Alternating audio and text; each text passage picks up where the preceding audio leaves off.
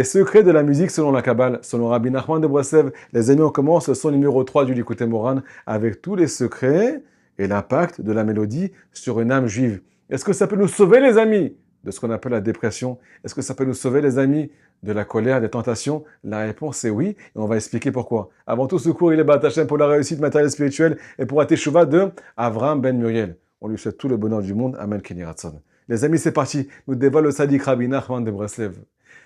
Il commence comme ça, le tzaddik. La mélodie peut reconstruire la royauté qui est à l'intérieur de toi. Qu'est-ce que ça veut dire? Ça veut dire que tu es le fils du roi. Ça veut dire que tu es la fille du roi, tu es une princesse. Et que le roi, il attend une seule chose, c'est retrouver ta prière. C'est entendre ta Elbo des doutes. Peu importe si tu es tombé, peu importe qui tu es. Qui que tu sois, le roi, il te veut. Sauf que quoi, tu as oublié que tu es une princesse. Tu as oublié que tu es un prince. Comment tu vas retrouver cette perception, cette connexion-là? Nous dévoile Rabbi Nachman. La musique pour reconstruire la royauté de sainteté qui est à l'intérieur de toi. Et chasser le mauvais roi qui s'appelle Yetzera, qui veut te tirer vers le bas. Comment ça se passe? Écoutez ce qu'on appelle une mélodie qui est cachée, les amis, d'un chanteur qui a des bonnes intentions, qui veut rapprocher le peuple d'Israël de son créateur. Le dévoile Rabbi Nachman, c'est une grande aide pour retrouver la connexion. Je vous dis la vérité, les amis, quand j'ai fait Elbo des doutes, je mets 2 petites oreillettes et je mets ce qu'on appelle un petit nigoun. Une mélodie sans parole. Et je ne vous raconte pas des fois la connexion qu'on peut avoir. Des fois, je me dis, mais dans quel monde j'étais? On est parti à Botaï de tous nos problèmes. On a quitté toute la tristesse qu'il y avait à l'intérieur. On a quitté toutes nos fautes. On s'est connecté à un endroit complètement différent. Pourquoi, les amis? Nous devons Rabbi Nathan de Breslev dans l'écouter à la route. La musique peut réunir 2 contraires. Nous, notre corps à Botaï, il veut pas Hachem. Il veut les tentations. Il veut ce monde. Il veut complètement autre chose. Mais notre âme, elle veut que Hachem. Et on le ressent à l'intérieur, les languissements à Botaï, ce qu'on appelle les remords après la faute, et tout ce qu'il y a autour de ce monde. La contradiction. D'un côté, papa, je t'aime. D'un côté, papa, je suis attiré par le mal. Nous dévoile Rabbi Nathan. La musique peut ce qu'on appelle relier 2 contraires. Même si tu es tombé au plus bas, tu peux te recoller à Kadosh Baruch Hu. Où on apprend ça, les amis? Preuve dans la Torah. Léa, c'est la femme de Yaakov. Là, elle a enfanté Lévi. Lévi, c'est les Lévim qui chantent au Beth Amikdash. Pourquoi on chante au Beth Amikdash, les amis? Parce que grâce au chant des Lévim, la personne élève son âme, recolle son âme à l'endroit où elle était avant la faute. Ça lui donne des pensées de repentir pour retrouver le roi. Parce que les Lévim chantent au Beth Amikdash. Nous dévoile Rabbi Nathan, quand Léa, elle a enfanté Lévi, alors elle a dit, mon mari, qui n'était pas proche de moi, parce qu'il voulait se marier avec ma sœur Rachel, mais c'est moi qui l'ai eu à la place. Donc mon mari, il me hait, il veut pas être avec moi. Maintenant que Lévi est né, est venu au monde, mon mari, qui est loin de moi, va se rapprocher de moi. Donc là, on dit Rabbi Nathan, la musique peut, ce qu'on appelle, lier 2 contraires. On peut voir, les amis, aujourd'hui, sur une scène, dans un concert, qu'un chanteur religieux va chanter avec un chanteur qui n'est pas religieux. Mais ils sont aucun rapport, c'est pas la même classe sociale, ainsi de suite. Mais ils s'aiment, grâce à quoi? Grâce à la musique. Ils se retrouvent, ils ont un point commun, alors qu'ils sont contraires, grâce à la musique.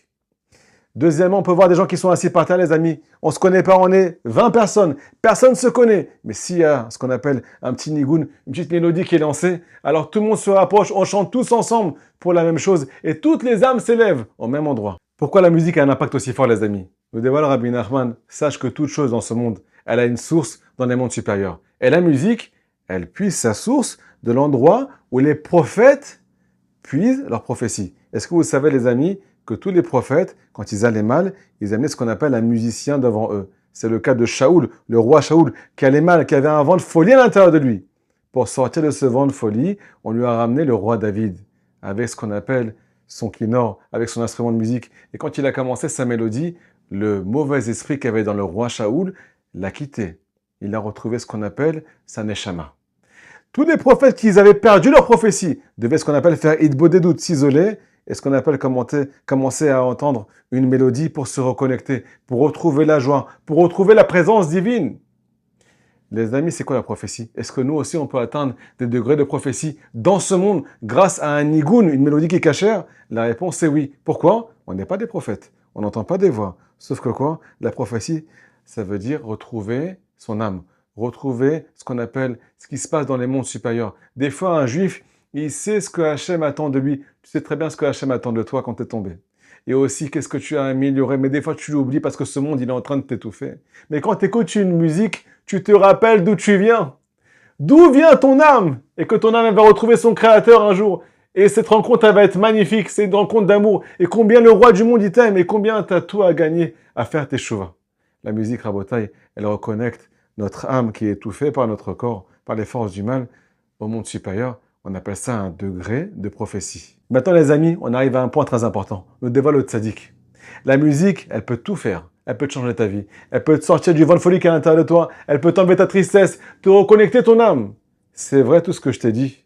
Pour t'élever, si cette musique, elle est cachère, c'est la personne que tu écoutes chanter. Le chanteur, la chanteuse, elles ont des bonnes intentions quand elles chantent.